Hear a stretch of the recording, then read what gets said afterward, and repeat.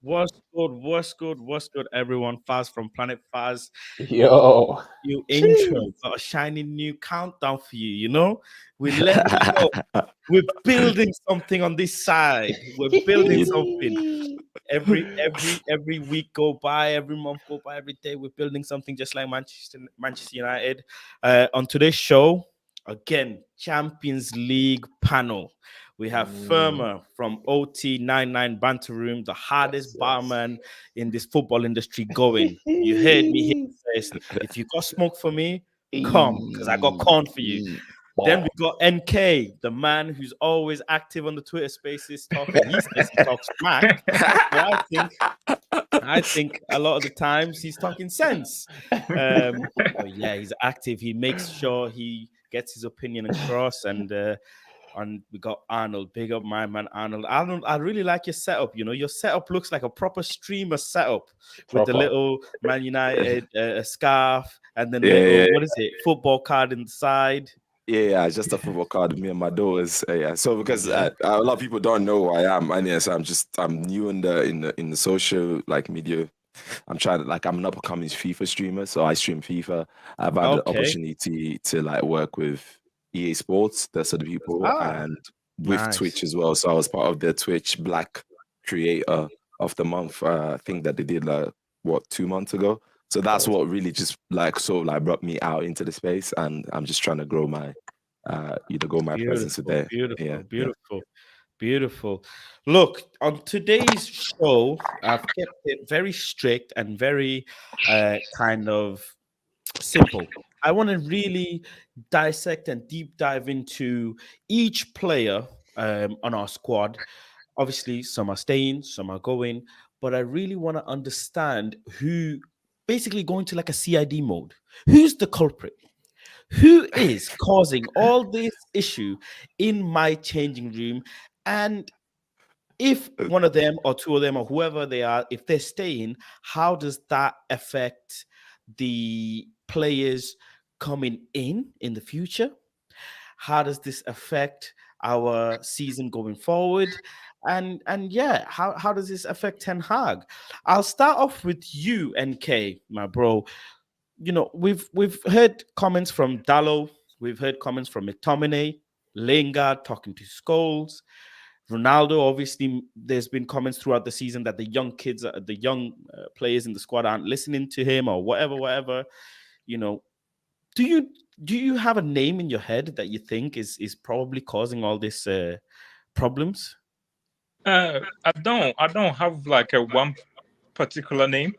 Personally, I feel like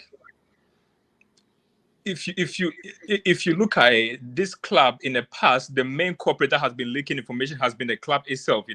They tried themselves as the number one. What do you call it? Number one social engagement.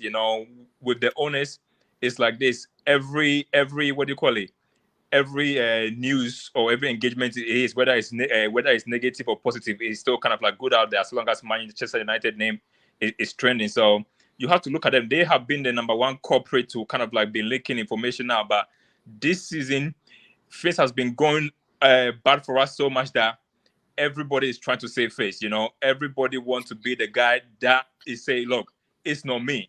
Things are not like everybody. Agents are out there working to protect their image because there's a case where they might have to look for a new club next season, and you don't want to be associated with like being like, hey, you know what, you were part of a bad dressing room anyway. Some of them I'm gonna go on a free transfer, so they need to kind of like save face. So I feel like majority has been a collective kind of like name that has been there too, because they just want to make sure that they save face and no one want the blame to be put out there. Even Raf himself is even trying to save face too with some of the things that has been coming up. Because one of the first things that even when you go to his press conference, when he first came, he actually hired a PR guy. People forget that he hired a PR guy to actually help him in terms of like how he keep his image too, because his job is on the line. People are not going to say, oh, you know what, Ralph can't coach. So he needs to also put it out there that it's not me.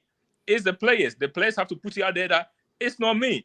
It's the club or it's the manager. So it's kind of like a whole collective kind of like blame game. But if I have to think off to my head, I probably would say like about majority. I would blame more of the players who contract are running out as one of the biggest, or people who want to live as the biggest kind of like corporate leaking information out. because they got more to lose. You know, him hiring a PR person as well.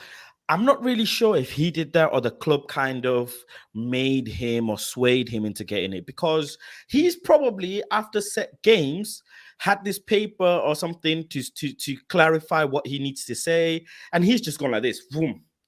F this. This is a bunch of bollocks these players are doing, because he's even said some players are not even listening to clear instructions that he's given them. They've blatantly disregarded and doing their own thing. So even the PR aspect of things, you know how Manchester United are, the board, they do not like a manager that likes to express themselves. Like Mourinho, Conte, you know, these managers, they come in and they'll say what they want, they'll say it as it is. Look at Conte saying he thinks he might not even be good enough to do the job. You know, Right. in Tottenham, he looks depressed and he's saying, I might even leave. You know, there's talks he might go to PSG and quit Tottenham, like literally quit. So we had Ole, who was, I don't want to say a yes man, but very much a loving, you know, politically correct all the time type of person. Every player's, you know, babysat by him and etc. But Ralph seems to put players under the blast. I mean, from the situation with Lingard, when he said he's okay to play, I want him to play. You know, I wanted you to be in the squad. But then Lingard goes on to say something on Twitter, totally different, saying, I wasn't, you know, I've been told to take a break, you know, XYZ. Whereas Ralph is saying, well, no. So who's lying here? Who's causing the actual problem? Me? I'm gonna go. Actually, I'm gonna give my take at the end, but I'm gonna come to you, Firma. Who do you have a name that you think, or names that you think are causing these issues in the changing room?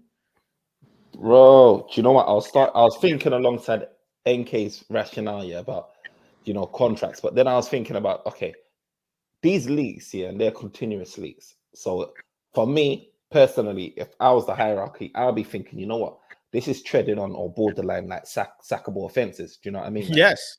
The club is in disarray.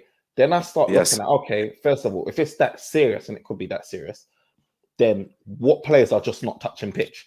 And I keep asking myself why Eric Bailly is not playing. From when you can resurrect Phil Jones like the Undertaker and put him in games. But Is it true? There was a comment. Is it true? There was a comment. Someone commented saying, what does Eric Bailly have to do to deserve minutes? And Eric Bailly replied to that comment saying, he's saying something I don't remember, but maybe I think the person said that wow. They wanted to see Veron and Eric Bailly partnership. Yeah, and then he said, "Please." That's what. Yeah. And what do you call it? Ten Hag, what do you call it? Ralph Ragnick, so I'm saying Ten Hag. He doesn't even acknowledge him as a centre back. He doesn't acknowledge him as a centre back. When he's talking about his available centre backs, he doesn't acknowledge Eric Bailly as his centre back. It's one of those weird ones. Like, if you can resurrect Phil Jones, he hasn't, it's 4 times in how many years or whatever it is, then it's alarm bells. I look at Dean Henderson again.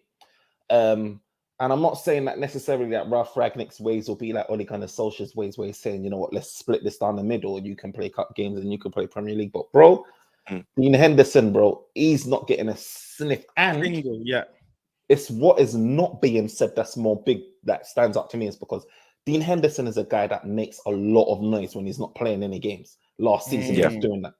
This season, nothing. I haven't heard nothing. True. Someone that knows that they've been caught out, like, you're not making any noise. Like, it's just making me think, like, raw, you've gone quiet all of a sudden. You ain't got nothing. You played maybe against Middlesbrough and you ain't said nothing since then. So it's just little things like that that's making me think, like, and Gary Neville said he knows who it is. Do you know what I mean? Because he says, I think he said in his interview that journalists go back to him and other players and let them know who was talking. So for me, those are the 2 names that stand out to me, because they ain't played in ages. You saw Eric Bailly playing in AFCON, but yet again, we'll be saying that he's injured or whatever, or not fit, only bench worthy. So it just makes me wonder. But then it could be a combination of everything. Like, if you look at Lingard going to Scholes, that is snitching, that is leaking. You don't do that. Leaking.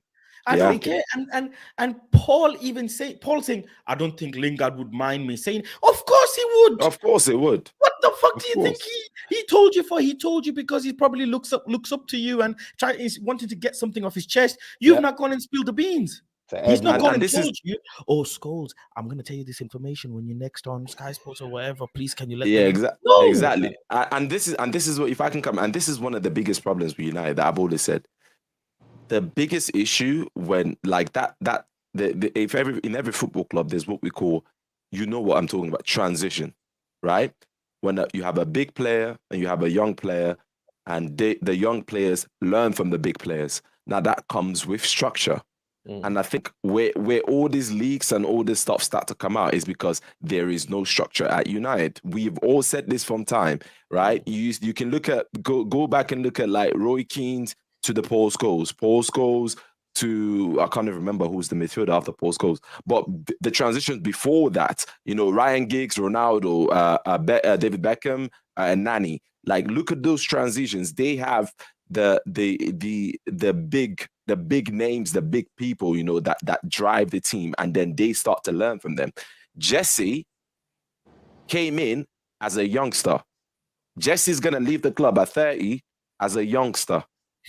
Because it's the truth, isn't it? Yeah. So that is one of the biggest problems with United. So we all know I can call it out. If you guys are like trying to be, I would say it.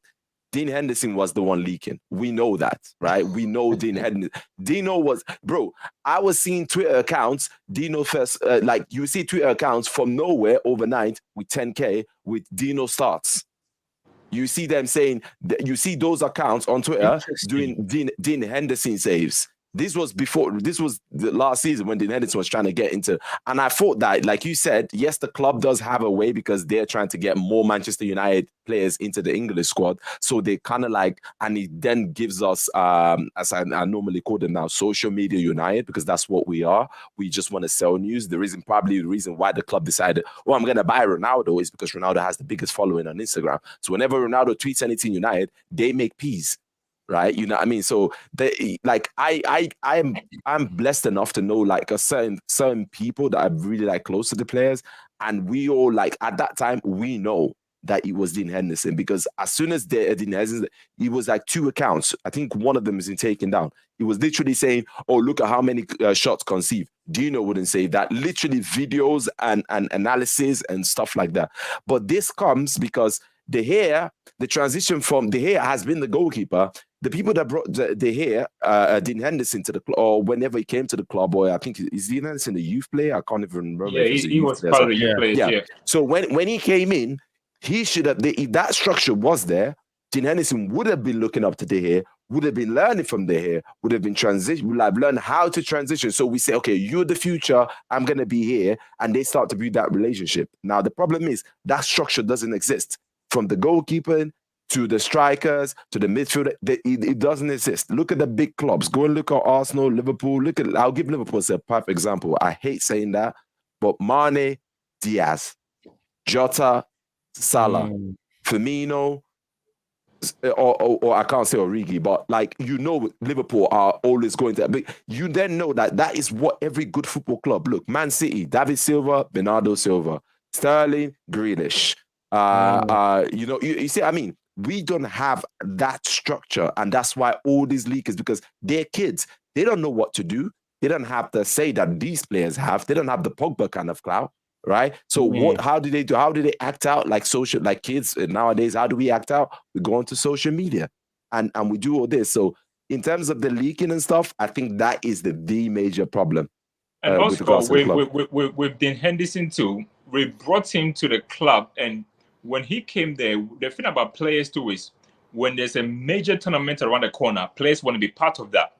And Dean Henderson, last summer, he wanted to be part of the England squad. Euros. Yeah. And obviously, he was promised when he came there. One of the promises I think Oli made to him was that I'm going to make you number 1. So when you promise someone that with the Euros around the corner, and then you don't deliver that kind of a promise, he then has to find a way to try to get into the team. And I feel like that's when the whole kind of like, if you watch it, I think around that time, the press started to compare, put pressure on De Gea kind of like losing his place. Everything, they were calling for Dean Henderson to get a chance all the time. And even there was even one training section where Oli got caught on camera trying to tell him like, get a pictures of the goalkeeper smiling, because they didn't want to kind of like paint that kind of a picture that there was actually like that came out, kind of like going on. And within the goalkeepers. when you keep players without their will, with major tournaments going on, that's what's going to happen. And even this summer coming, there's a World Cup around the corner. If you keep players around there that they feel like they need to go to the World Cup and they're not there, they're going to go out and they're going to be vocal, because if you feel like, hey, if you're going to stop me from living my dream, then I'm gonna be toxic and destroy the club. I will take a lot of people with me. Facts. I think a lot's got to do. I think a lot's got to do with the agents, man. Because I feel like agents has become more of a thing over the last 10 years or whatever it is. Even 5 years, to be fair. Even 5. You have your super agents, and like you were saying, Enki, about the Euros and stuff like that. I just think like for example, if you take Rashford is a guy that only stuck behind in his poorest of form. He's stuck behind him. Through injury. Ralph Ragnick comes in, he assesses Rash, saying he's not quite up to it. You might need to hold bench, work your way back in. He's still trying to do that. Now, the minute that happens now, Elite comes out, Rashford's looking to go to exploring his options or whatever like that. I heard Rio Ferdinand talking about it, saying he was shocked and everything like that. Look, we all as Manchester United fans were never expecting to hear that from Rashford. Yeah, us fans might be like tired of him and saying, you know what, we don't want him at a club, but we would never expect him, you know what I mean, which is United's own, to be like, yeah, I'm considering my options, bro. Yeah, this guy, I'm not expecting that players to be, you know, calling up the Sun, calling up the Daily Mail and saying, do you know what, I've got this story for you, like go and release it, Manchester Evening News or whatever. But I do think that they're going back to their agents and saying, do you know what, the Euros, the World Cup, or wherever it is, I can't even afford my brand. I can't even afford to go down this route. And then these agents, as you can tell, they ain't got no loyalty. Your Riolas, you see it every day with Pogba. They've got no loyalty. They are the ones here that will do but work behind the scenes and leak it to people like that, and then get out of the press. They ain't got nothing to worry about. You can't fire an agent like the board. I mean, you know what Sky Sports or the board, Manchester United or anyone gonna do to Raiola. He comes out loud and proud and says how it is. No one he does, to be honest. He does. But as much as people dislike Raiola, there's certain aspects of Raiola that I like. He, at the end of the day, if you're a footballer, you want a person to hold it down for you. Your career is so short. Today you're here, tomorrow you're not, and you want your agent to squeeze out the most amount of money. That's what it's become now, hasn't it? As much as we say playing for the badge, yes, there's that aspect, but even when your favorite club is calling you, 9 out of 10 times or 7 out of 10 times, you're going to say, well, I could actually get more money there. Or could you stir something and make them pay me a bit more? The thing with Rashford, when Ralph said hold bench, there's articles going about saying he's demanding minutes. How on earth do you have the bollocks to demand minutes? Like, this is what I don't understand. How do you even go proud when your elder, in essence, Martial, has been sent on loan and you're asking for minutes? And you're asking for minutes, yet there's not one goal, there's not one assist, there's nothing to show for. You can't even, you know, this example I use every single time. Foden, Pep Guardiola talking about Foden. He says, look, I played Foden one season. I gave him a couple of cup games. He did well. We did well. Foden didn't say a single word that season to me.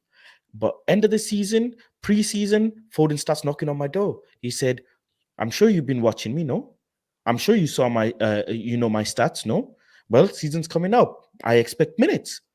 And I expect minutes because I've performed in the cup games. You gave me an opportunity. I proved my value. I proved my point. Now is the time. And Pep does it absolutely flawlessly. How I said in my fan cam on United View, he will put 100 mil on his back pocket. Yeah. He won't even pull out, like Pokemon card. He won't even pull out the card. As much as people will say Grealish is a flop, as much as people will say XYZ, look at the plain example he did with Mahrez.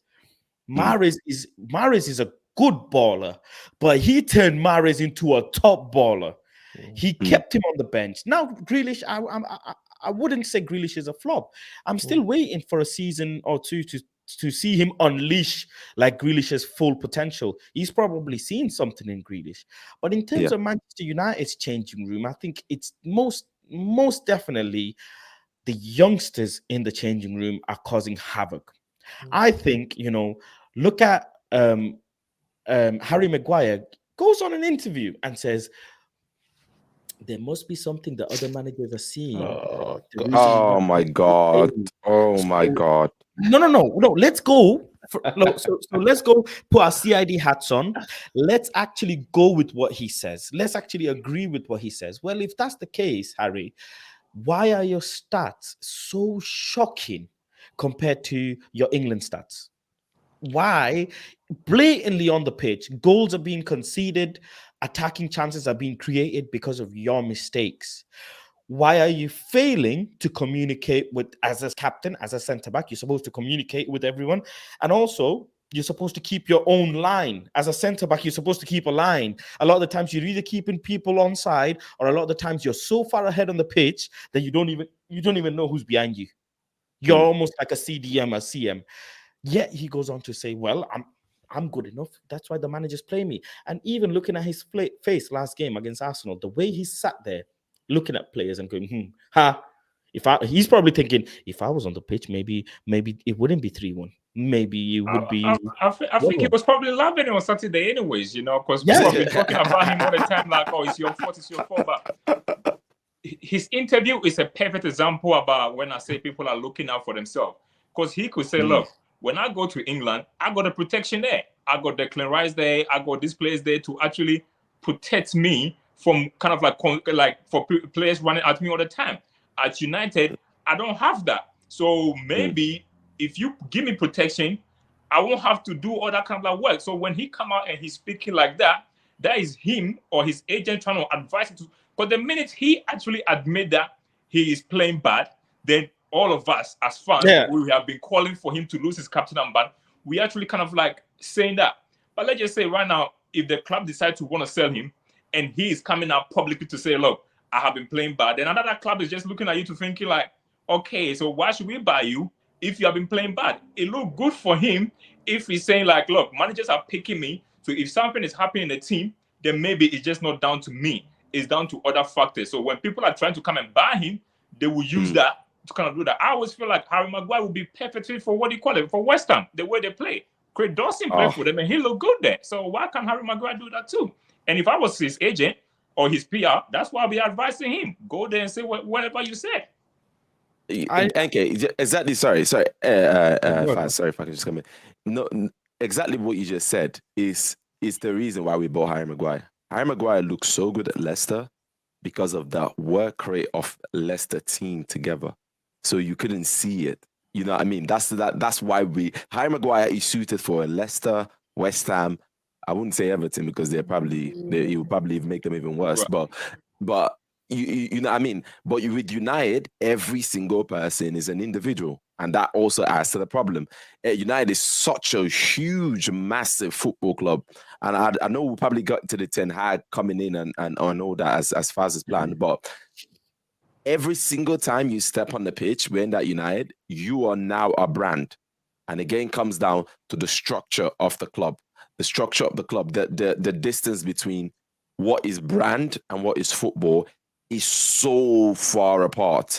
And I think Rangnick and Ten Hag, if they work together, they can start to bring it a bit closer. Because right now, Manchester United Football Club is Manchester United, not football club. Is Manchester United the brand, and the football is the football, in a sense. So yeah, that's why it's a sinking ship. It's the sinking ship. So everybody just save yourself, man. It's not a Titanic, but no one is saying no. Get out here, but man. Take your boat and go. I want to identify. We spoke about the brands and some player brands. Look at, if you want to compare, if you want to say player as a brand, look at how many brands we have in our squad. Rashford, was he not one of the youngest players to ever have a lifetime boot or something along those lines, a contract with Nike? A brand. Paul Pogba, a huge brand. Cristiano Ronaldo, the biggest brand. Who else? Lingard. A brand. Yeah. And there might even be tactics involved where Adidas probably turned around and said, well, we might give you something or whatever to United, because I know these type of things happen between Adidas and sports sponsors and the clubs. These type of things happen where Adidas might say, well, Ronaldo's a Nike athlete, we want him to wear Adidas week in, week out. We want him to wear, the Adidas print week in, week out, and it makes perfect sense. I don't know. I'm just speculating. But this is what I mean is if you compare, for example, Rashford or Pogba as a brand, and then compare Mane and Salah as a brand, there's levels difference. Salah is a brilliant player. Mane, brilliant player. But they're not that big of a brand. They are more of footballer than a brand. These players are probably thinking, well, as much as I care about the football, I also have a brand, no? I also have to protect my name. I also have to be able to get a shoe contract, A lot of these, and I listened to Mesut Ozil's agent's podcast, and he was saying when a player gets a boot deal, it's nothing to do with the boot. For example, Nike, Puma, whatever, they don't care about the boot, because you're going to wear that anyways. They care about the sneakers. They care about the t-shirts, the hoodies, the jumpers, because that's where the bread and butter is. They don't actually, how many people are going to go and buy the boot, but then how many kids are going to go and buy the sneakers, the hoodies. So these players are too big of a brand. And this is ego involved, pride involved. I think except for probably Fred, maybe McTominay. Fred, they all do that. They all do that. And you know what? The perfect example is Pogba. Pogba is sponsored by Adidas, and Adidas also sponsors Man United too. And there was one instance to where Pogba got his own kind of like brand and everything with the kind of like the P Lego. PP, he was training and he was actually wearing his own brand of socks. Yes. At the training ground, Yes.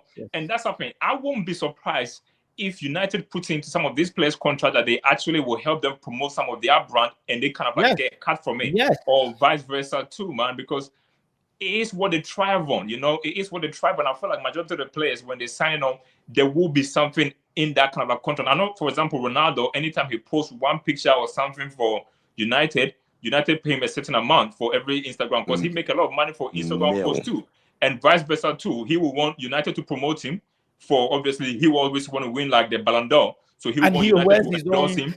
Ronaldo also wears his own underwear. We've seen, right? So the more United look, anytime Ronaldo score a goal, look at how many times our social media post it on their social media too. They have to push him in order for him 3 to get or the 4 Ballon d'Or. times, and vice versa too. We have to also kind of like, he also has to push our brand too. So they are working as a team to kind of like promote each other's brand. That's all it is. But isn't it? Doesn't it come back to what I was saying, that this is the problem with the club? Football is Manchester United Football Club.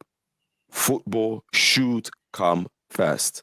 But we can say that in a sense as fans, but the club is so huge that the brand now outweighs the football, and the players that they sign that we have currently in the team, right, are brand footballers rather than actual footballers. Right. I mean, Woodward came on to say that whatever is going on the pitch does not affect the club financially. And when a guy come on and say that, as a football for that's what you need to hear. He said whatever is going on the pitch does not affect us financially, and we can cope with that. And when he said that, that's what you what do you call it? That's what you need to know about where the priorities lie.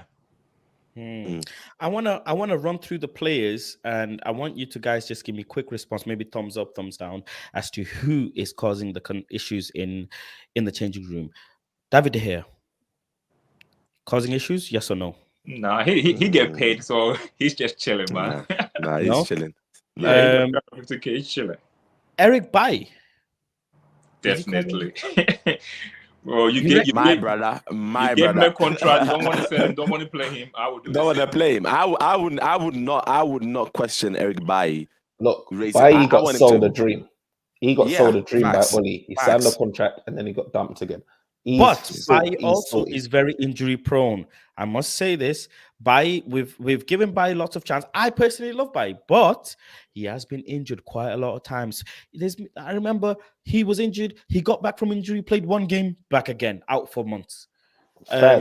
Phil But Jones now got in what they're over trying him, to bro. what they're trying to Phil push Jones. out there is the last time what I saw one time on Twitter is that he actually having been injured for a very long time. He just not getting picked. So that was the narrative that was getting pushed He's on out bench there. a lot. He's He's not on bench injured. a lot. He's been fit.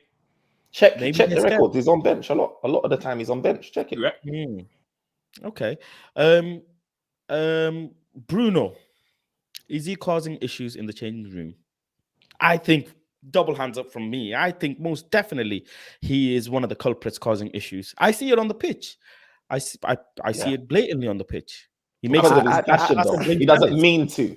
I don't think he Yeah. means to. It's just too passionate and it causes issues. I don't know. I wouldn't say. Not I wouldn't say. maliciously. I think Bruno is one of those guys that I think he tell you to your face. You know, you Exactly. he does that on the pitch anyway. So I feel like he's one of those ones that he will tell you there, and then you know what, you just squash it like that. He's not gonna do it like behind your back or anything like that. He just because even on the pitch when he playing, he spent half of his time complaining to the players anyway. So Bruno is that you know that guy out of your gang, your friends that keep saying the same thing over and over and over and over, like what that one joke over and over, and be like, bro, you said it the first 5 times you said it was funny. Now you're just annoying me. That is Bruno. Bruno misplaces a pass, he complains.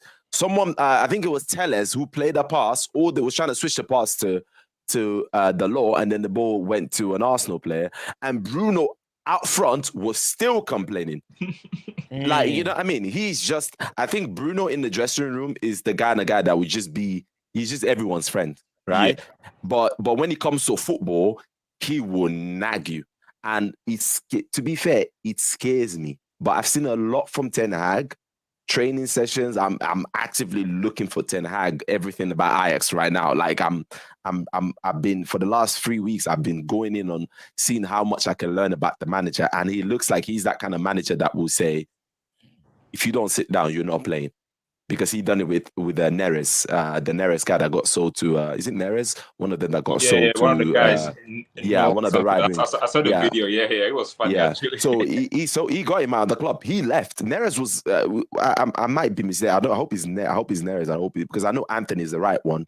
He might be Neres that moved, but one of the young wingers that played left-footed right. I think it was called Noah. I think that was his name. Is it Noah? Yeah, Noah, something like that. Noah, but he literally, he's out. He got him out of the club. He said, you know, it's a team game. It's not your game. And I'm hoping that could then translate to help Bruno, because I feel like Bruno is getting a little chip on his shoulder. Just saying, he's got a new contract. He's the new king around. Harry Maguire is this. Pogba is leaving. You know, Ronaldo. Bruno might be going forward. He wore the captain armband. I know it's because people are saying Ronaldo didn't want the captain armband because he didn't want the extra pressure with what happened to his kid. But Ronaldo was there. Maguire's not on the pitch. Bruno takes the handbag, takes the penalty off Ronaldo because captain gets that call, right? Like, you know what I mean? I think he's trying to develop a chip on his shoulder. So in terms of in the dressing room, I don't know. Because I just feel like Bruno, like NK said, Bruno is the guy that is more football related than, you know, social media, stuff like that, in my opinion. Pogba, is he causing issues in the changing room? I think you know what, Pogba agent does it for everybody to see. So he's just one of those ones. He does it for everybody to see. He probably told these guys, look, I'm out anyway, so whatever happens, I don't care, bro. He said it straight. He's got his own WhatsApp group. He's dead, bro. I'm telling you, Pogba comes into the training, like the dressing room, Millie rocks, right? Looks at Maguire, looks at like, obviously we respect Ronaldo because like your brand is bigger than my brand, and then just messages Raiola like, this is dead, fam. I'm out of here. Like literally, that's my picture of Pogba in the dressing room. Like when the manager's talking, he's out there like looking. Once he goes into the dressing room and Harry Maguire tries to crack a joke, he just messages Raiola. Hey, this guy is joking too much. He just hit this man. You know what I mean? He said, get out. I said, I will even go to City even if I have to go to, because he got offered to City. He got an offer. He got an offer. I think City rejected him. Apparently, yes. That's mad. Because I think Pogba will do that, you know. Remember when he dyed his hair blue? We didn't quite understand why he dyed it blue. Like, I didn't quite understand that, bro. That was because the thing is, right before that match here, Pep came out to say that his agent actually offered Pogba to them, and they came out to try to deny it, you know, because that was what he was kind of like having like that. They came out to deny it, but that story keep on coming out all the time. So there is some truth to that. Definitely some truth to that. There's all the smoke to the fire, isn't it? Apparently, he's open to staying in the Prem, and he wants to win trophies. What does that leave you with? What clubs does that leave you with? Exactly. I would say this, right? If Pogba is waiting for Kylian Mbappe, I would say this because every time Pogba goes to France, or every time he's out playing in France, all the pictures, all the social media is with Kylian Mbappe. If Kylian comes out today and says, "I'm going to Madrid," I bet you Pogba is on the next flight to Madrid. That's why Madrid don't want him. That's the problem. They don't want him. You think Madrid don't want? They don't want. No, Perez don't want him. Madrid don't want the money. Yeah, Madrid don't want the money. Him, but then the president didn't want Pogba. I think the president kind of like they don't like dealing with the agents. So yeah, they had that kind of a thing there too. So yeah, except so because I know like all the every time like there's been a Pogba video, there's been a France reunion or something. It is Pogba, Kylian Mbappe, Camavinga.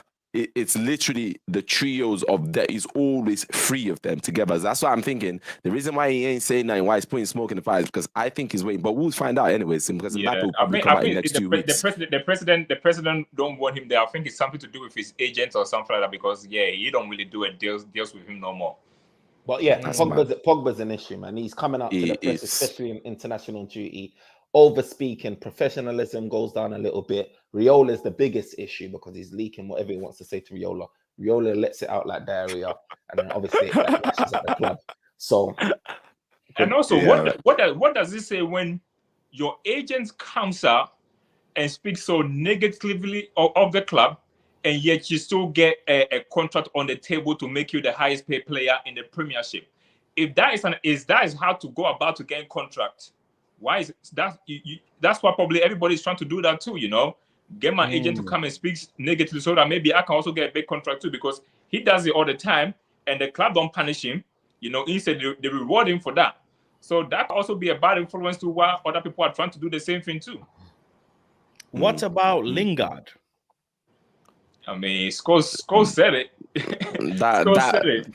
I think with Lindegaard, I think they are a victim of the friendship that they have outside of the club. They are friends with so many of the ex-United players like Ferdinand, Scholes. So some conversation that normally you will have with like an ordinary person, they actually speak to these guys that work on TV.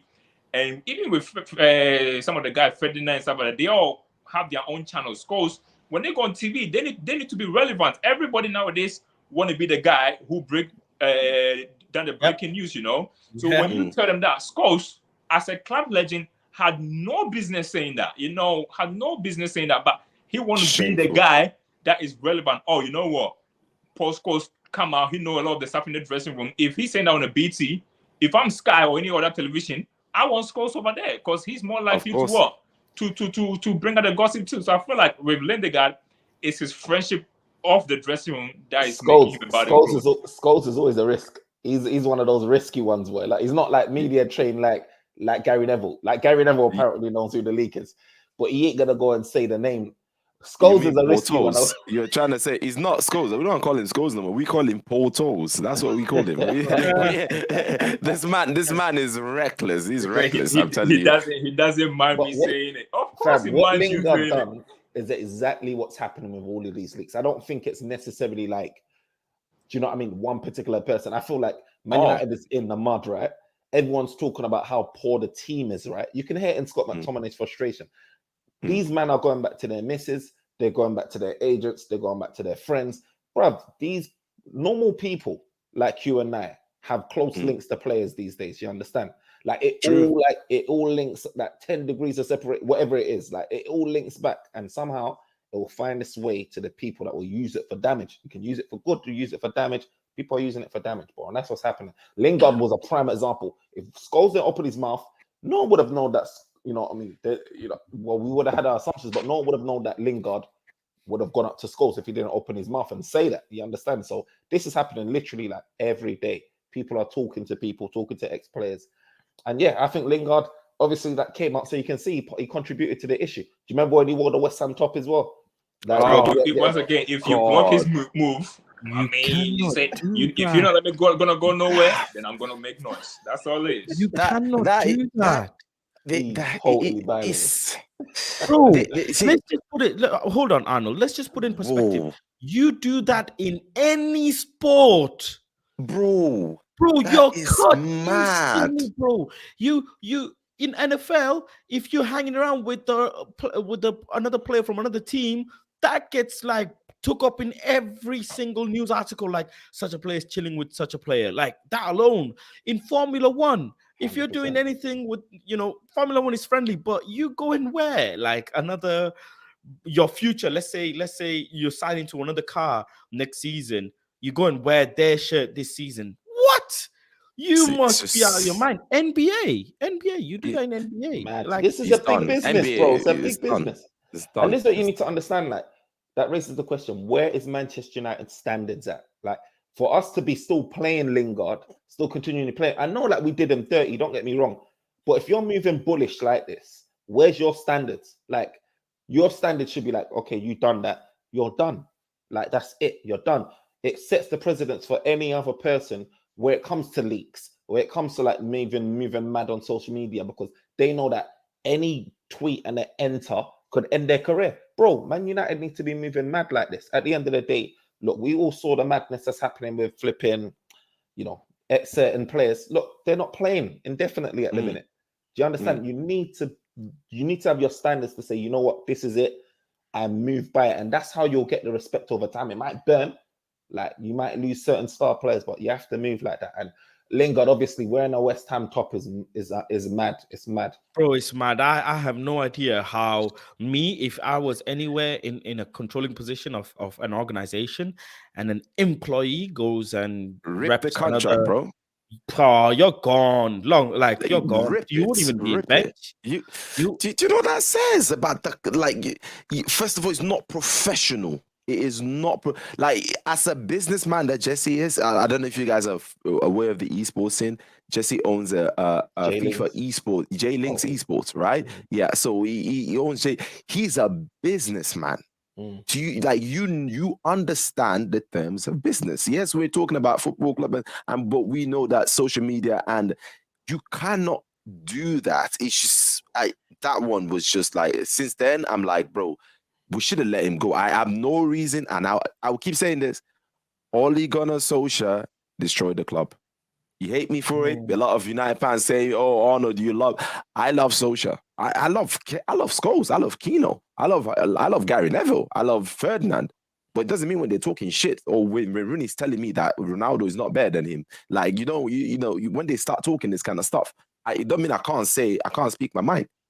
You cannot. There's just a line you don't cross, and it comes back to what I said earlier at the start of this: the structure for transition. These players have no older footballer to look up to. Lingard should be the one introducing Sancho, introducing Rashford, but Lingard still thinks he is the Sancho and Rashford. People still like when Rooney said the future of Manchester United, and he mentioned Jesse Lingard. Did you not watch? Did you see that interview? Yeah, I saw that.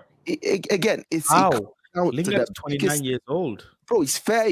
He's fair. He's not even 29. People say 28. He's turning fair. So like that, understand, like it comes down to the structure. There is no transitional structure. Look at now, like there's Ronaldo and there's Elanga. For me, that's it. Ronaldo, as the most experienced guy, the guy you should look up to, the whole dressing room should look up to, and there's nobody in the middle. And it's just Elanga, the newest. You know what I mean? So it is that structure. That's the biggest problem.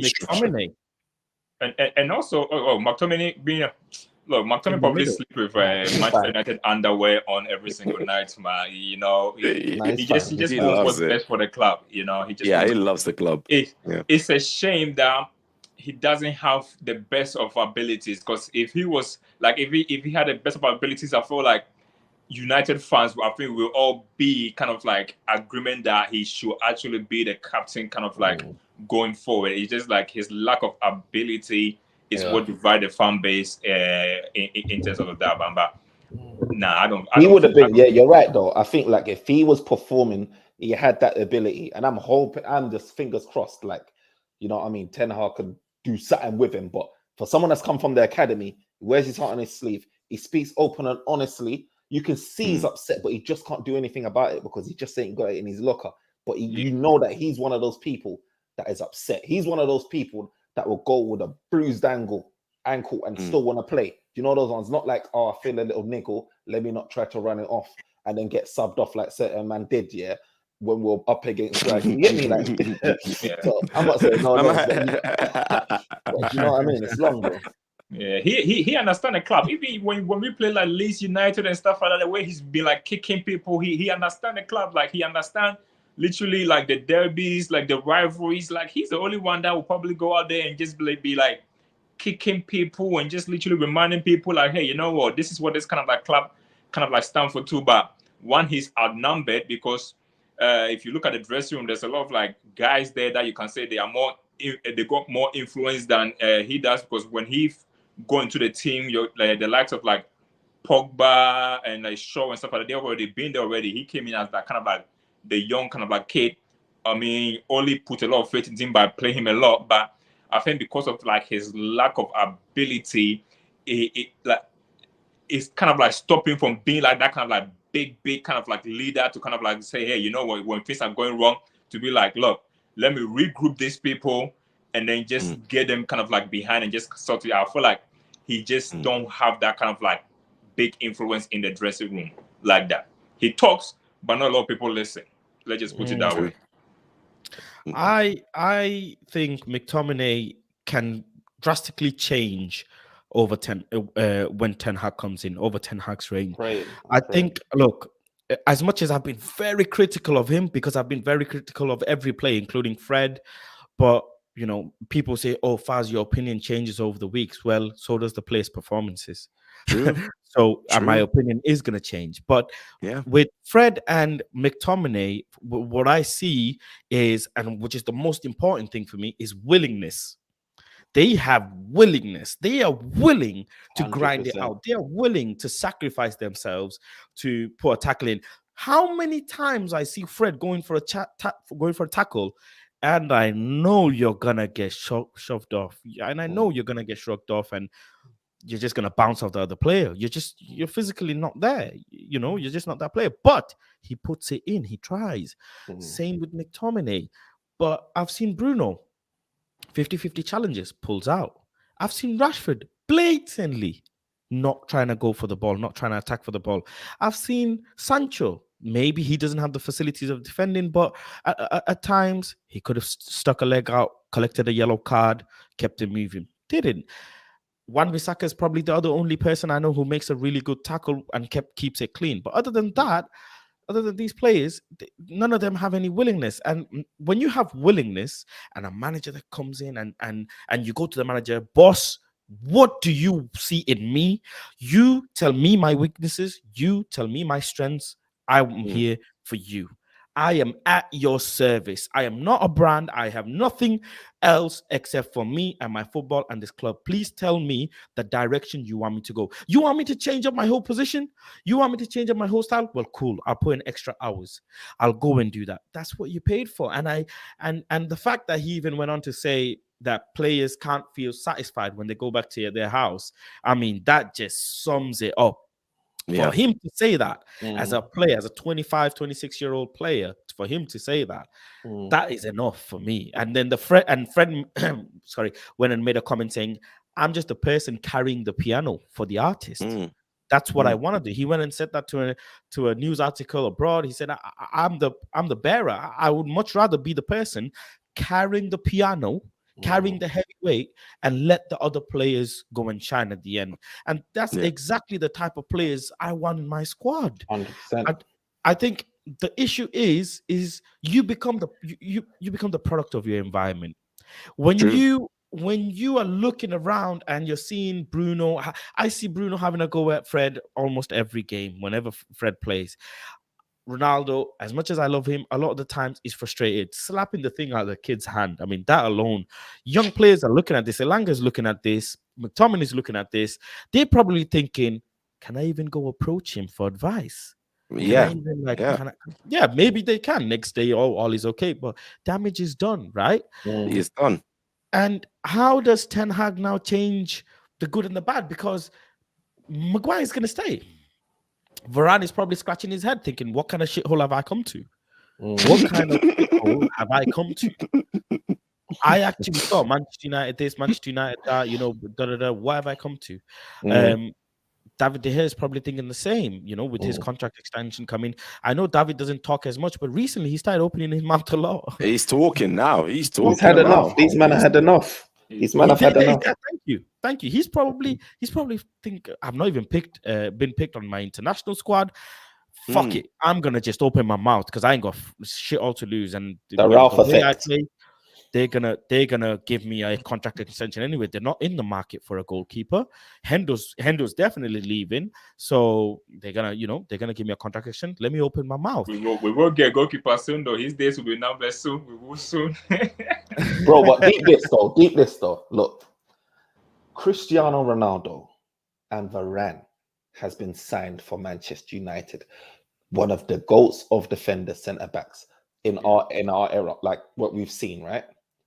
Modern time, like excluding the Yapstam days and you know them, like Rio and them days. What Varane is up there. If you talk about Varane before he came in United, people will be saying easily that he's top 10, like easy without even blinking an eye, right? Varane, some will rate him even higher. He come to Manchester United, missed the Champions League. Then you've got in Ronaldo, big goal. Every Manchester United fan, they probably got shrines of him, Cristiano Ronaldo. You understand? I do. Look, it's not a joke, bro. Look, yes. Every player you grew up, look, every player should be looking at Ronaldo and thinking, raw, like, what can I get from this guy before he's at his last days? He's what, 37? These man, from when you're saying that you've got a divide or some issues in our back room, it says everything man needs to know, because there shouldn't be a divide. When you've got Cristiano Ronaldo, he should be able to speak and everyone be like, I get it. Like, I'm on board. Like, it's long. Do you understand? If he says jump, you should be like, raw, like, how high? Like, really and truly, like, how high? How can I get to your standard? Like, what do you eat at night? What do you drink in the morning? Like, what do you do? Like, how have you become this good? Like, oh, you're staying for after, you know, training? Oh, let me join you. Like, there should be, like, we should be seeing shots of Mandem, 8 p.m. at night, kick and ball with Cristiano Ronaldo. Because I know Cristiano Ronaldo's putting in an extra shift. I mean, Cristiano does have a lot of kids, so I don't think he'll be there. But bro, I get you. Bro, I'm just thinking, do you know what? Like, these men are not on it. I get a vibe that Elanga's taken to him because I see a little bond with Elanga and Ronaldo on the pitch here and there. But outside of that, bro, you're hearing all flipping like divides. I'm just like, bro, if you dropped a goal into your team and you still got a divide, it's stress. And he's a leader. It's not like he's he's a quality player. He's a leader. He led Portugal. Do you know what I mean? He's the guy. And even he's slapping phones out, like you said. So, bro, whatever's in Man United, bro, that virus, it's affecting everyone, bro. It's affecting everyone. I think, do you think go on. Do you think Ronaldo has any, as much as he's positive and the goal and whatever, do you think he has any negative input towards the squad or in the changing room? Inevitably, he will. He will have. I think so. I think he does. And at times, I think he does. It's just his ego, his character. It might come across to certain other players who have ego. He might even turn around and tell Maguire, "Shut up." Yeah. That one. He definitely. Yeah. I always say that in the dressing room, we always kind of like look at the captain as the leader, but the number one leader in the dressing room is the manager. You know, the manager is the leader, and then he appoints a captain based on his image to literally say, "Look, I'm the guy, and you do my work for me." And only appointed Maguire as his captain because in a way you can say both of them were kind of like very similar, you know, quiet. They're not that kind of like vocal kind of a thing. And when you have someone like Cristiano Ronaldo come, who is literally personality-wise very different from like your guy like Oli and Maguire, that naturally causes a conflict way, because whereas you are say you lose a game and then maybe the manager is gonna come there and just being kind of like very calm and everything like that. Ronaldo, when he lose game, he throw his toys out to the pram, you know, and then literally just question everything, question himself, questioning a lot of the players and everything like that. And maybe some of the players were not used to that. Even Ole as himself maybe was not used to that much kind of like chaos when we lose, because we were, I think, even the last few seasons, we have been that kind of a team where if you look at them, I don't feel like defeat bothers them as much, you know, because they were not like favorite to kind of like say challenge for a title or go win trophy. So even when they lose, it's like, okay, we lost 1 game, but that's calm. We're still gonna kind of hit our objective, which is what do you call it? Get a top 4. But this season, Ronaldo came in thinking, you know what, we can do better than top 4. I feel like if we play good, we can actually challenge for the league. And when you have that kind of a conversation and you go and you draw games, whereas last season, a draw would have been okay in the dressing room, he will come in there and not be happy with the draw. And when he's not happy and then he just kind of start talking, you see a lot of people at first gonna just say, you know what, I agree with him. They got used to this standard, and now Ronaldo. Right, then you trying to raise it, and the people that don't want you to raise the standard, they will try to bring you down. They will try to bring you down, and that kind of like started a few kind of like conflict. Even when you see on the pitch, when Ronaldo scored nowadays and Maguire go there to kind of like shake his hand and everything like that, you can tell from his face that he's a bit intimidated. So surely something has happened in that dressing room between those two. Definitely. Yeah. So I hear that, and I 100% agree. But NK, Firma, Faz, you are united before Ronaldo comes in. This is single-handedly, and again, I don't care what people say when I say this, single-handedly the best footballer we will ever see in a million years. There's just nobody will ever get close to him because of the sheer amount of, I mean, he's an alien. We read that, right? Faz, you're the captain of this channel, right? You're Maguire. You've been appointed Maguire, right? Firma is Paul Pogba, right? NK is Ronaldo. Ronaldo comes in. Wait, why is NK getting Ronaldo? Don't cry. I'm Ronaldo. You Pogba, stay there. So we're setting the scene. You, Faz, you know in your heart of hearts, you have looked up to NK as Ronaldo. I'm just obviously Maguire. We know worships Ronaldo. When we're about to sign Ronaldo, one of the most vocal people, according to Rio Ferdinand, one of the most vocal people to push for the Ronaldo was Harry Maguire. People didn't know this. He wanted Ronaldo at the club. Why? The 80 million price tag that was on him, he thought Ronaldo comes in, Ronaldo takes all that away, he then becomes to play football. But then my man went to have a scuffle, you know. He went to have the scuffle. He had the scuffle. Remember, he had all that. He had the Euros thing and all that. As football man, Ronaldo comes into your dressing room. You know everyone is questioning your captain ability. Why would, like I'm asking Faz now, Maguire, I'm asking Maguire now. Why wouldn't you tell Ragnick and say, this guy is the biggest footballer. I don't think I can captain Ronaldo. Why not say, give the handband to Ronaldo? Alphonso Davies, there's a video on Twitter, you can find it. Alphonso Davies said, how on earth is Maguire captaining Ronaldo? Messi would not captain Ronaldo. I would say it. People will argue with me. Messi would not captain Ronaldo. You cannot captain a natural born leader. The man is a disruptor. He's a disruptor. You cannot put him. You have a leader there. He should never be a follower. The whole football club, when Ronaldo comes in, should be about Ronaldo. My point, which is why is the back room split? It says a lot. When Ronaldo touches down, there should just be one. It should be Ronaldo FC. It should be Ronaldo FC. That is the truth. And again, it comes down to the same structure thing, because you cannot tell me the most valuable footballer, the biggest brand name, the man that makes almost $1.2 million every single Instagram post, right? That same man calls Harry Maguire captain. It's never going to happen. And you know, before, you would say, oh, the reason of stripping a captain, it could be more damaging than good, right? But how damaging can it get at Manchester United right about now? Do you understand? Then you have 3-1 against Arsenal damaging. 3-1 against Arsenal. Needed Ronaldo hat trick just to beat Norwich. Look, Man United's at our knees already. Taking a captaincy from Maguire is only going to hurt his ego. Nobody's going to give a toss about it. You understand? Then it goes to think, okay, look, if they strip him from that captaincy. Yeah, but what about my 80 million investment? Then that's what I was getting to. Now they're going to be thinking, do you know what? My money, is Maguire going to be happy? Is he going to want to leave? Look, they're putting money over the footballing decisions of what's good for the club. they can't look me in the eye and tell me that he's the right guy for the captaincy. Nobody at Manchester United hierarchy can look man in the eye and say that that was the right decision. They can't. The thing is, Especially when you put Varane at the and time when you they put chose the Ronaldo on captain, these man there. They can't, bro. Yeah. So why is he still captain?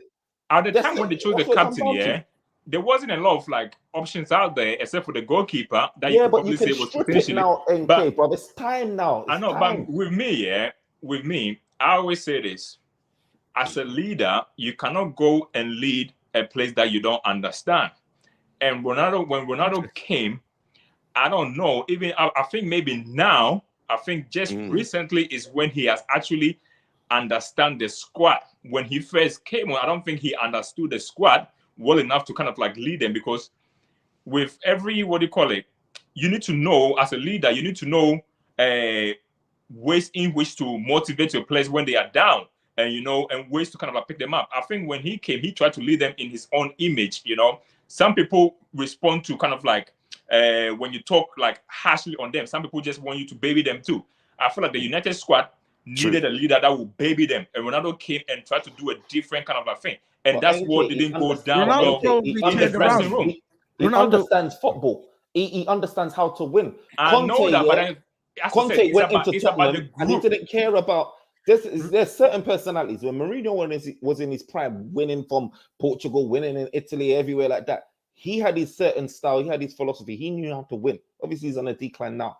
Look, he had his ways with the players. At the end of the day, his CV spoke for itself. Conte as well came into Tottenham with his own setup, with his own mentality. He ain't got time to be doing. But it's different when a manager does it. Oh, you need a bit of shouting. No, look, Ronaldo's just one guy.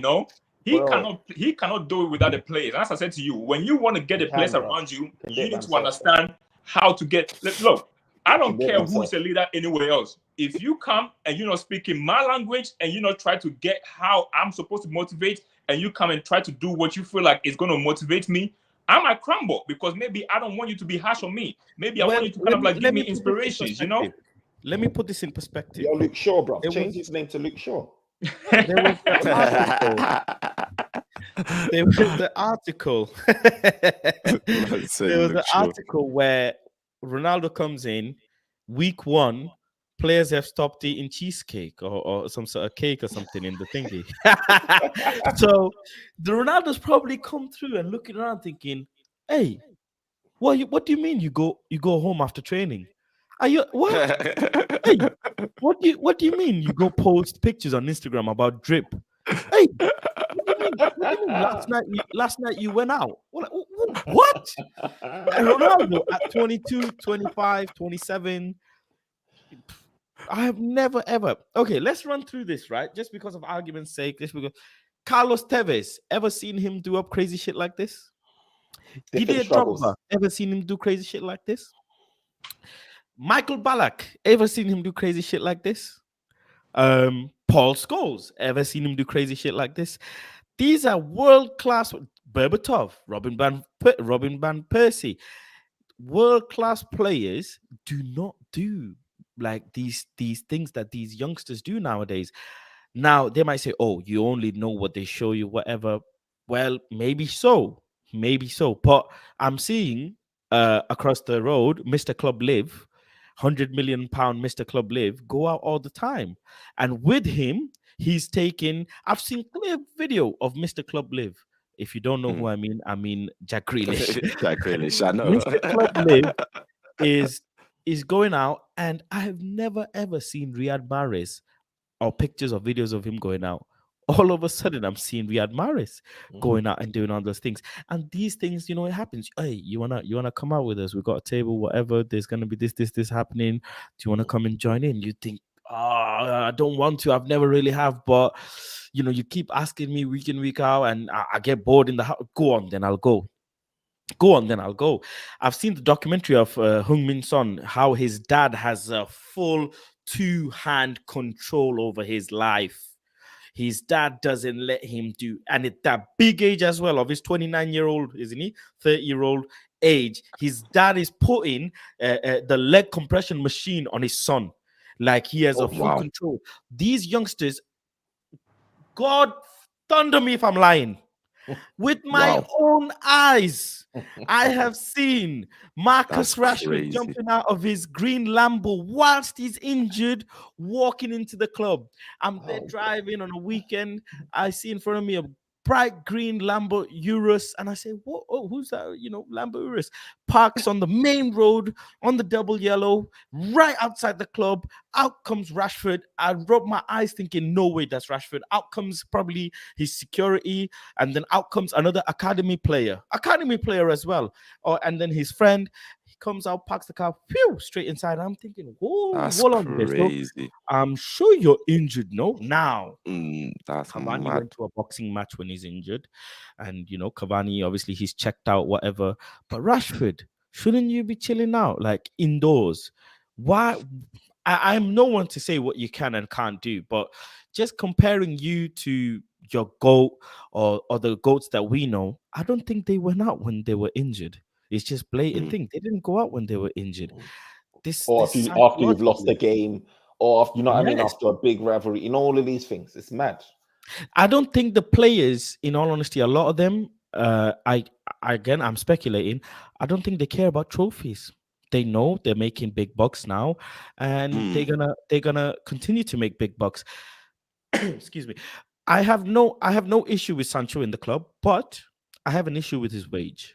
At 22 years old, this boy, he's not as much as people say he's a man, but he's still a 22-year-old young man, let's say. Younger, yeah. 300,000 plus a week at 22. As a footballer, you hit your prime at 27. He's still got 5 years before he reaches his peak. At 5 years' time, is he going to be on 500,000, 700 a week? That is ludicrous. That is just the fact that we crazy. even gave him that is ludicrous, and nobody talks about it. Nobody picks it up, but it's like mind-boggling. Neymar is on 1 million a week, but that's Neymar. Messi is on 1 million a week. That's Messi. Mbappe will get 1 million a week. That's Mbappe. But Sancho, why are you on 300 grand a week? Like, that doesn't make sense at all. You should be in humble as I can be, 100, 110 maybe, 120 if you're really pushing it. But 300, Salah can't even get that. And you're not even putting numbers on the board.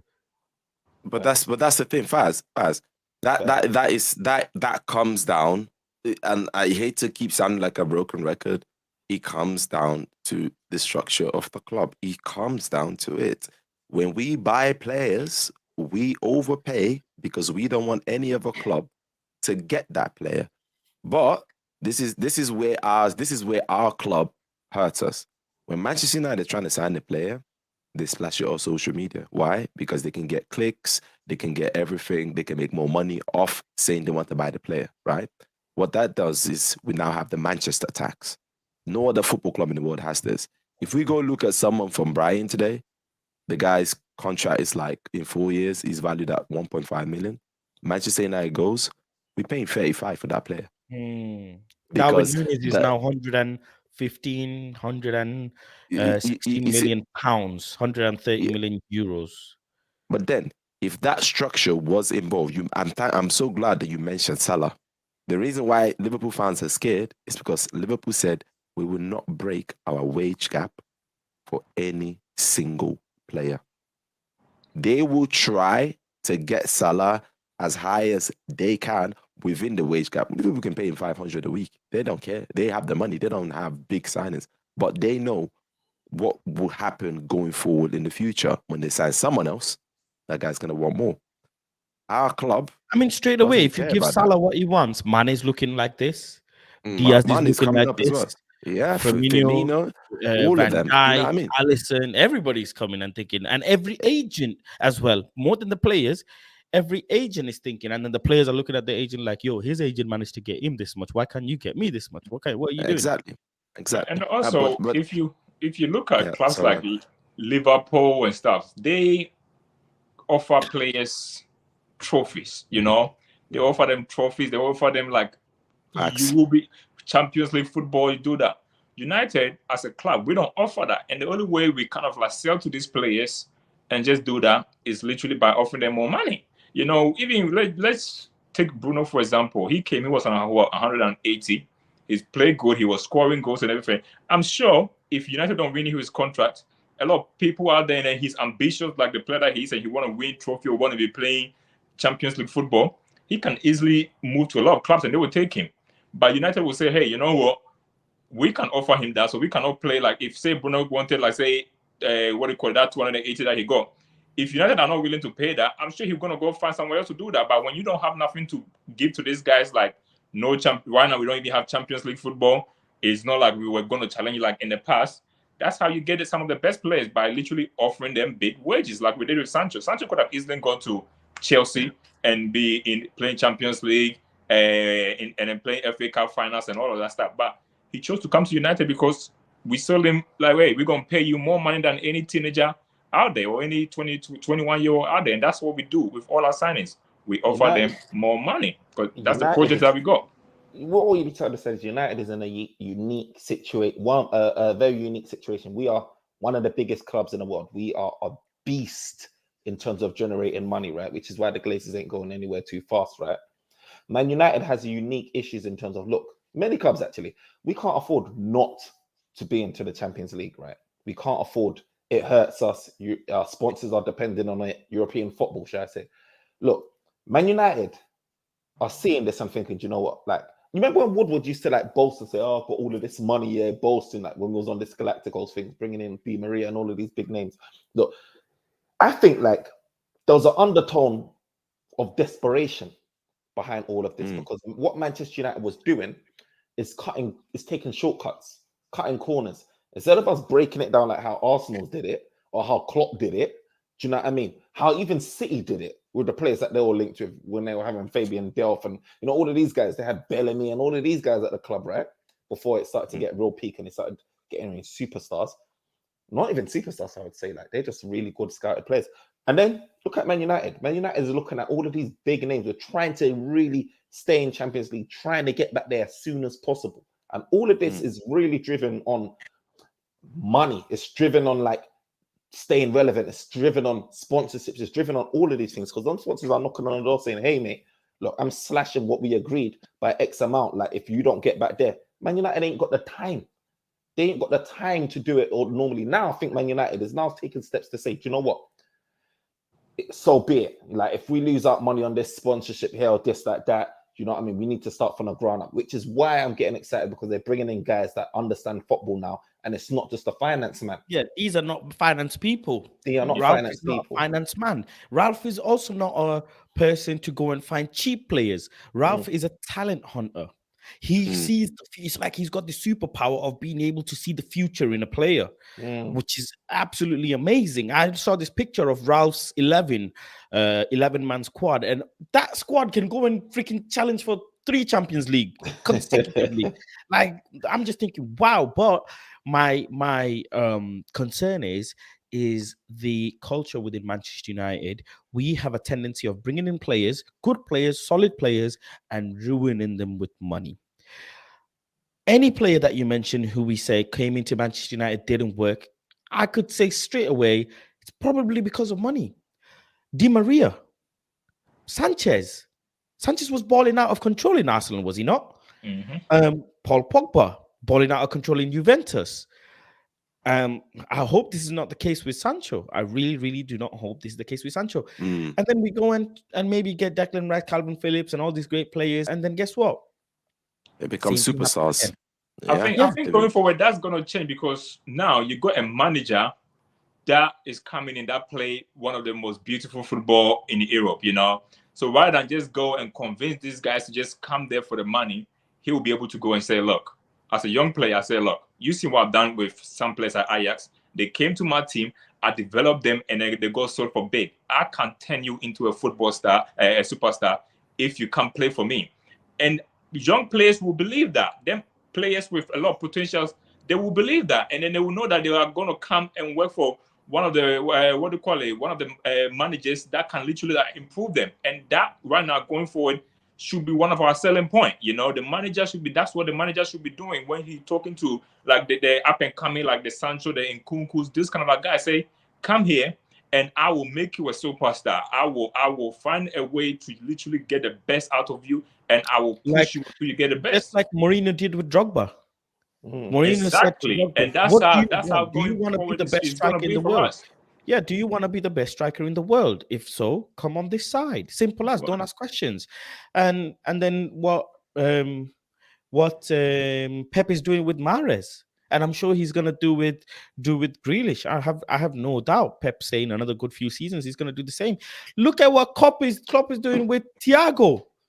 How many that people Thiago said? one is crazy. Yeah, how many people said Thiago holds the ball too much?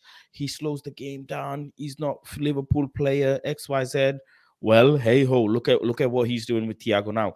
Probably they go on to win the Premier League or whatever, or Champions League. Right.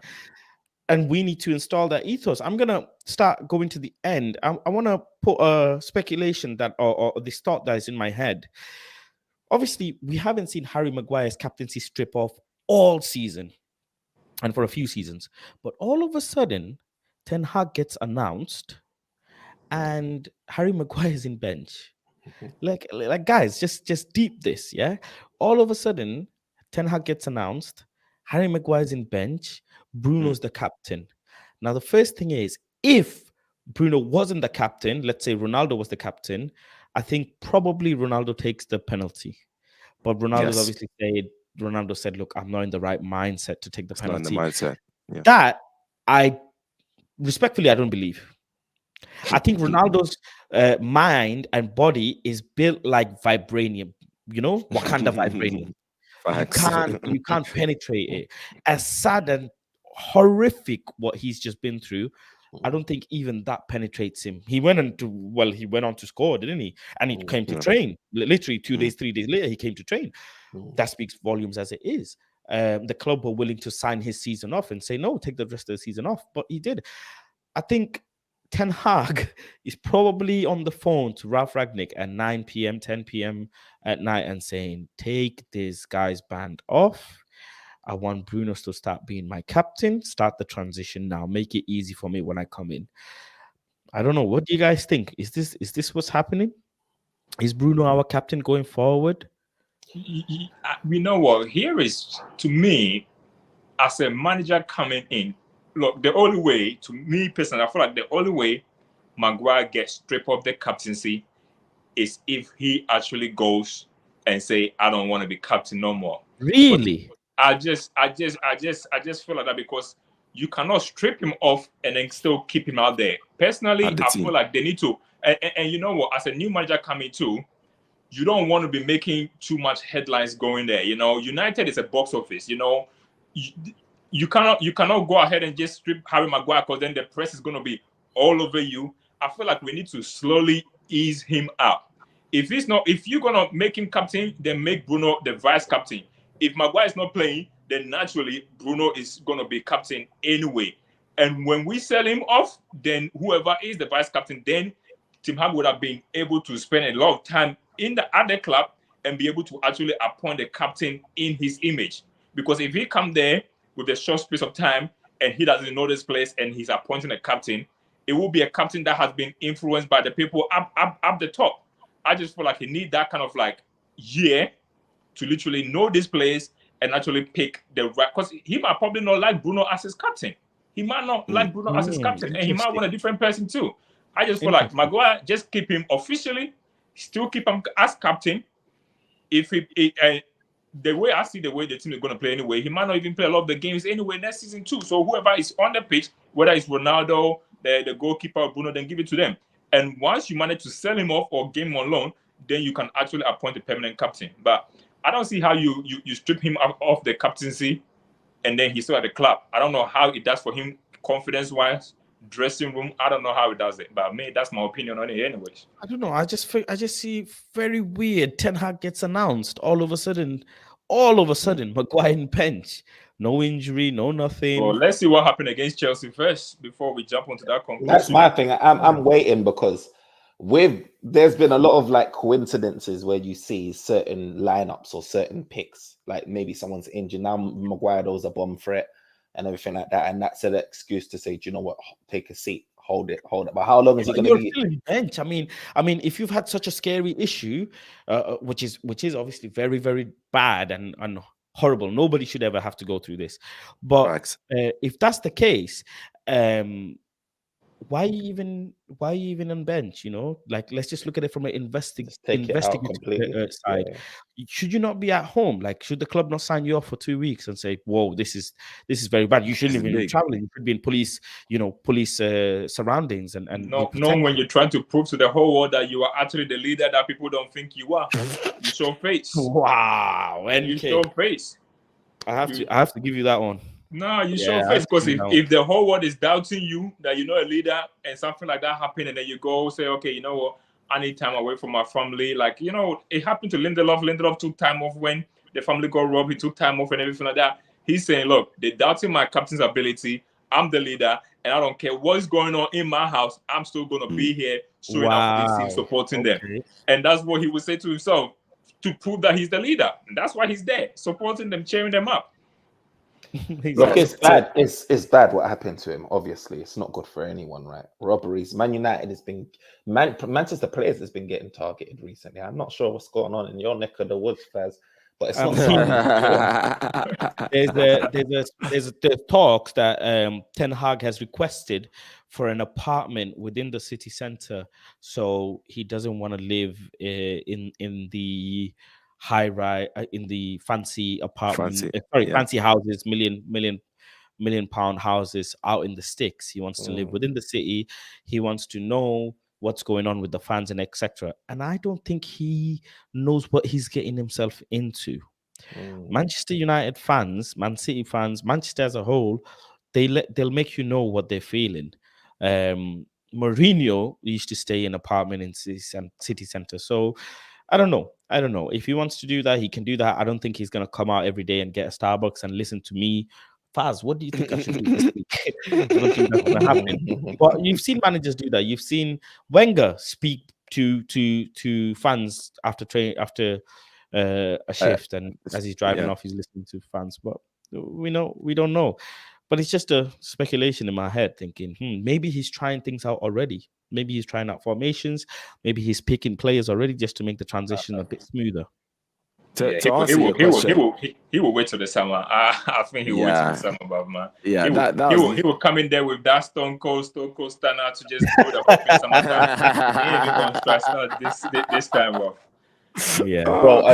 If he's still captain, I'm not. If he's still captain, I'm not optimistic. Hey, let me say this.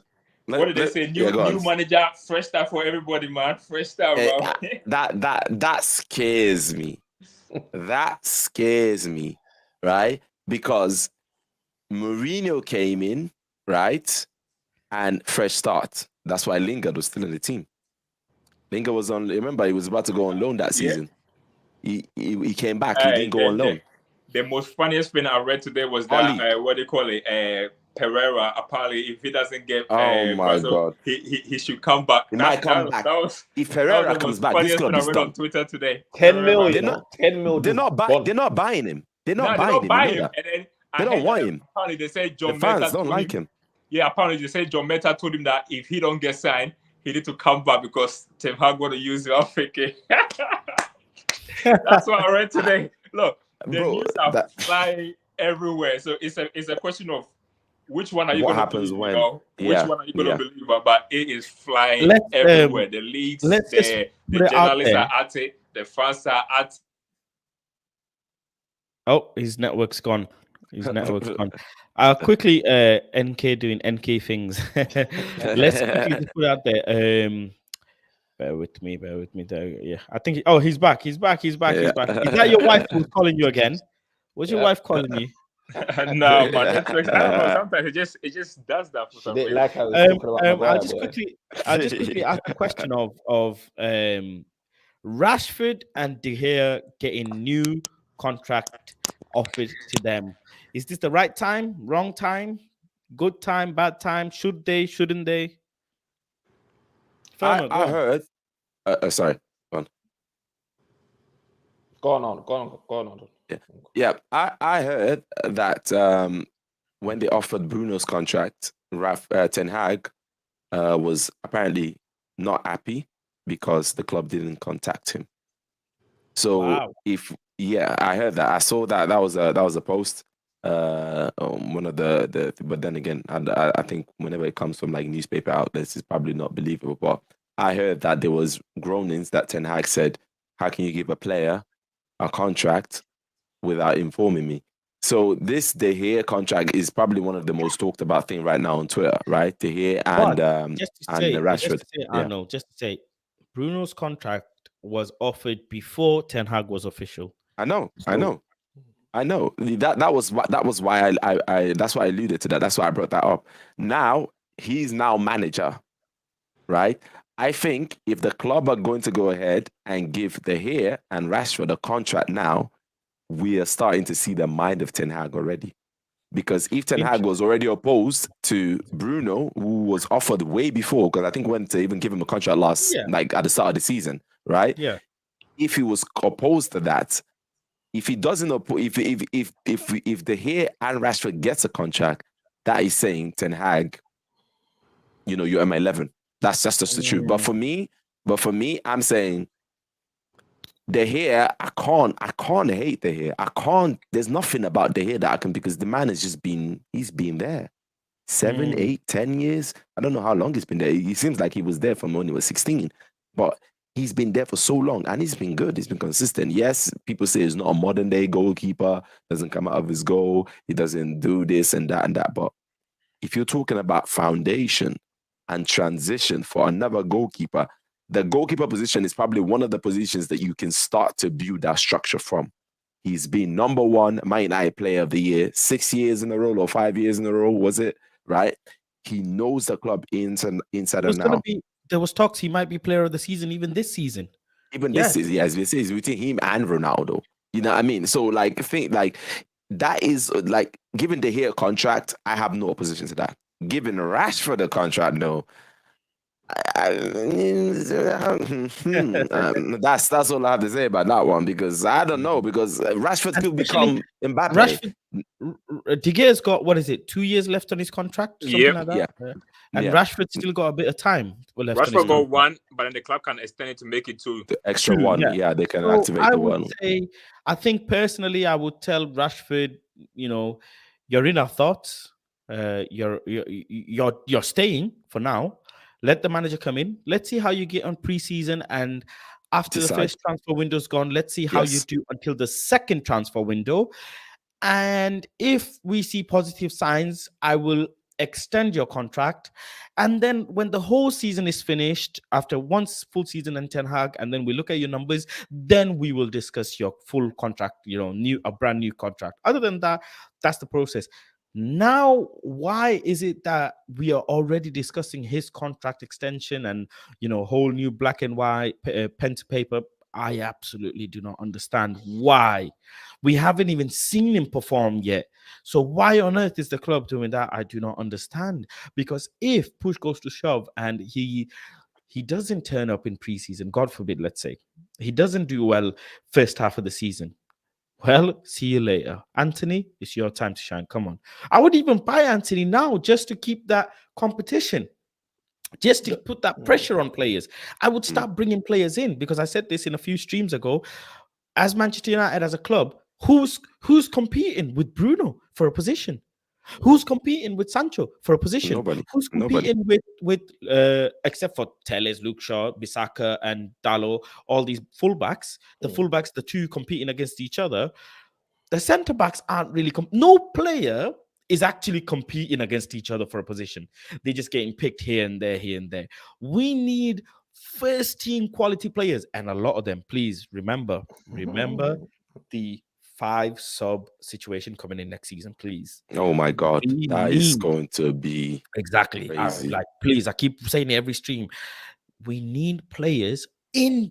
We need teams to look at our bench and say, "Yay, that bench alone could slap a few teams." That bench alone could slap, and that's when we know players are competing for positions. Right now, players aren't getting competition for positions. So that's my main concern, really, going forward. Firma, what do you think? Look. You know what? Yeah, I'm interested to see what Ten Hag can do with Rashford. I'm interested to see what he can do with a lot of our players, to be honest. True. But my issue is this: our issues are multifaceted at this club, right? And you're looking at it like, look, our wage structure is a mazza.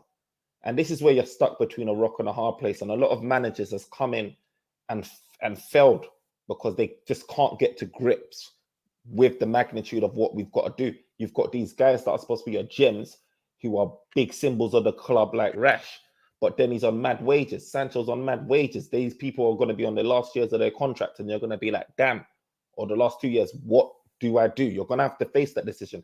Ten Hag's come in, and Rashford's one of those people that he's going to have to face. De Gea, who's been our man of a player of the year back to back, is another person that he's going to have to face. Look, when you renew those contracts, Rashford's probably going to be getting upwards of 300k or whatever. David De Gea is going to be on like what 400 or whatever. Look, your structure in terms of your wage structure is gone even worse already. Day one, as soon as Ten Hag lands, the wage structure's gone even worse. Do you understand? Now they're going to say, oh, we can probably justify it on paper because of all of these people that are leaving for free. Matic, Mata, Lingard, all of these guys. But that's not Pogba. But that's not necessarily the point. Because if you've got someone that's still in the club, who's a goalkeeper that's earning just shy of $500,000, and you've got someone like Rashford, who's not been performing as well, earning like upwards of 300k. Every single new gem that you bring in, it's only going to take a couple of years before their contract renews. They're going to be looking at that guy at the top, and it's going to be it's not necessarily they're going to be like, I want 300 or 400, but it's raised up the overall baseline of wages at the club, where they might be saying, you know what, I can't ask for 400 because I'm not that good yet, but maybe let me ask for 200, 250, 150. And then that's the issue. So my thing is, it's just like, do you want to just start again and rip it up clean slate and just say, all you guys that are overinflated, cut out and do it like that? Or do you want to be like continuing to give these guys contracts? It don't make sense. You got to deep it, man. You really got to deep it and be like, you know what? We've got a massive issue here. Like Arsenal, got rid of Aubameyang. He's doing his thing in Barcelona respectfully. Lacazette is probably the next one out. Do you understand? Ozil was early one. Like, you've got to make these hard decisions. People may laugh. People may say it's another couple of guys that's going for peanuts. But in the long run, you've got to make these tough decisions. If it was me, like, I'm like, you know what? It's not your fault, Rash, but you're a prerequisite of all the poor decision making that's happened in the past. I'm trying to fix this stuff respectfully, bro. You ain't getting no contract extension. David De Gea too, as much as I love him, because when is it going to be fixed? When is it? By the time David De Gea retires, right? You're going to have about how many more players that's got a contract based off his contract because of how high it was. It's just a conveyor belt of people. I totally agree with you. It's just I see what you're trying to say. I do.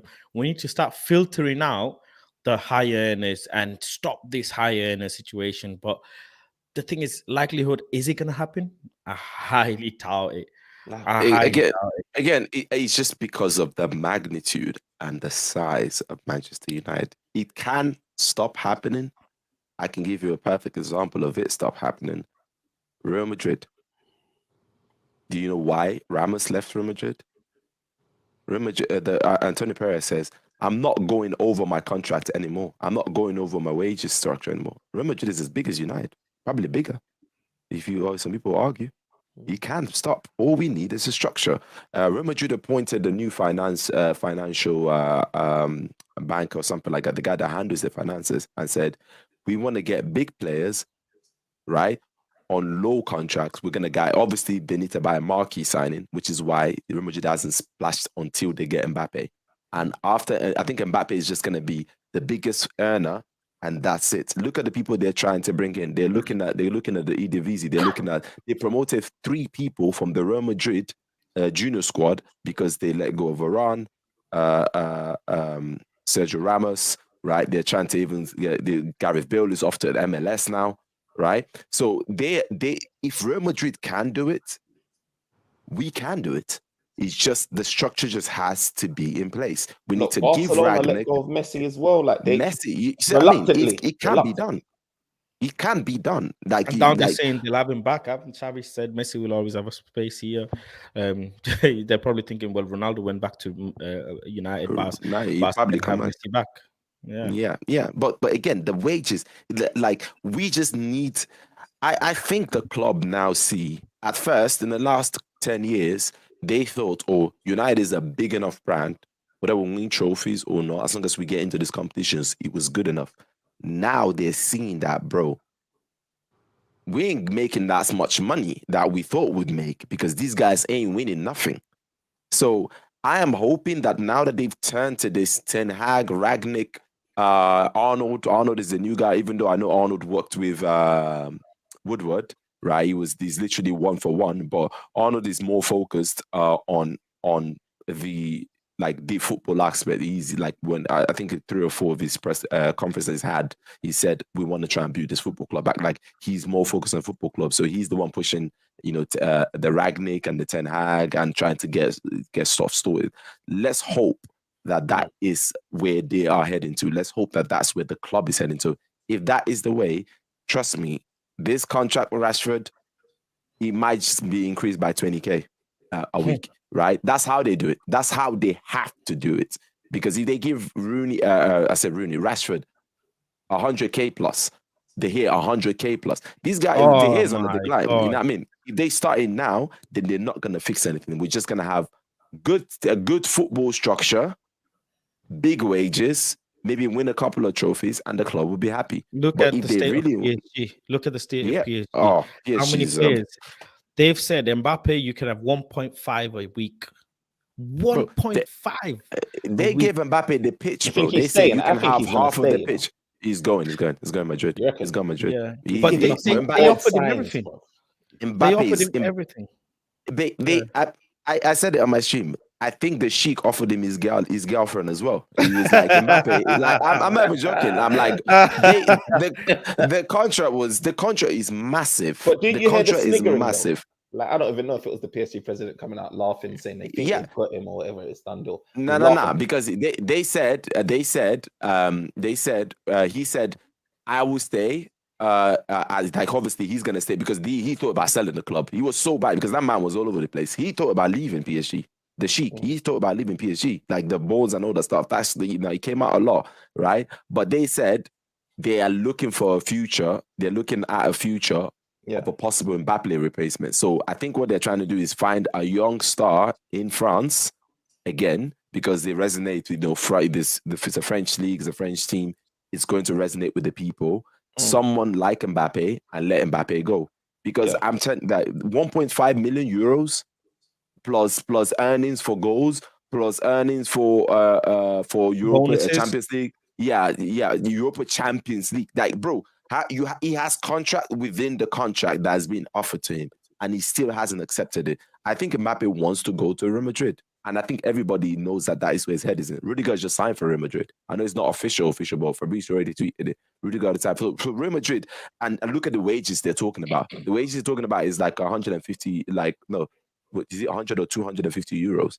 Like, that is Real Madrid. They're still not going 500, 600, even though they got him for free. You know what I mean? So, like, to United, if I'm hoping, I'm praying that the board actually gives Ragnick just a little bit of control. A little. We don't want him to handle. We know he can't handle marketing. Just give him a little bit of control, and then we can now start talking about these contracts. And I do hope that Hag is really serious about not signing anybody without informing him, because he's going to run the club hopefully for the next 5-10 years.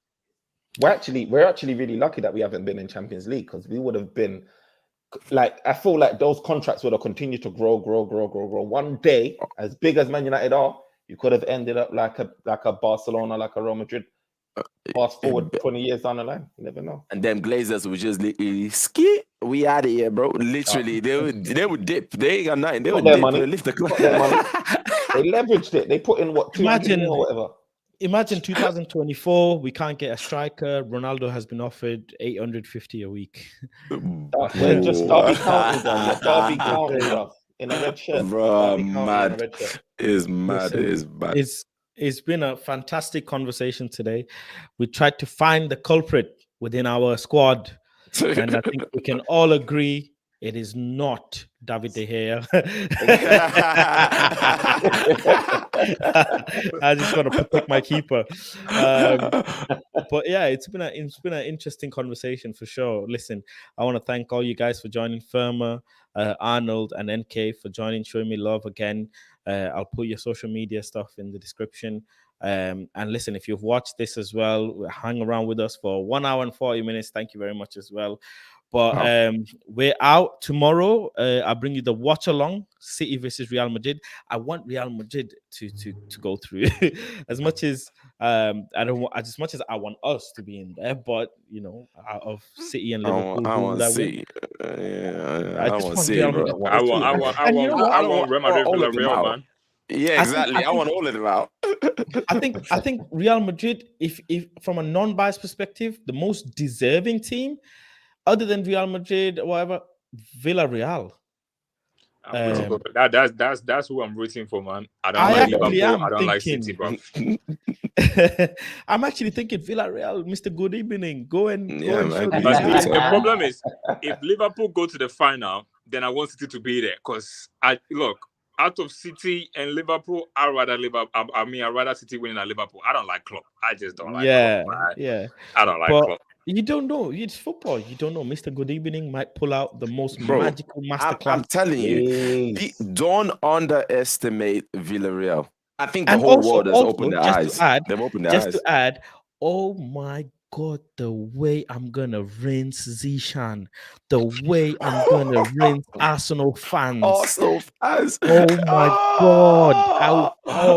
You know that meme of, is it Stewart or something? That cartoon with the clenched fist like this, just clenched fist. Arsenal fans clenching their fist, thinking we were saying Unai Emery out, and now look at this. So yeah, it'll be good. Real Madrid versus Villarreal final. Who would have known? It'll be a good story. It'll be a good story. It'll be a very, very good story to tell. Yeah.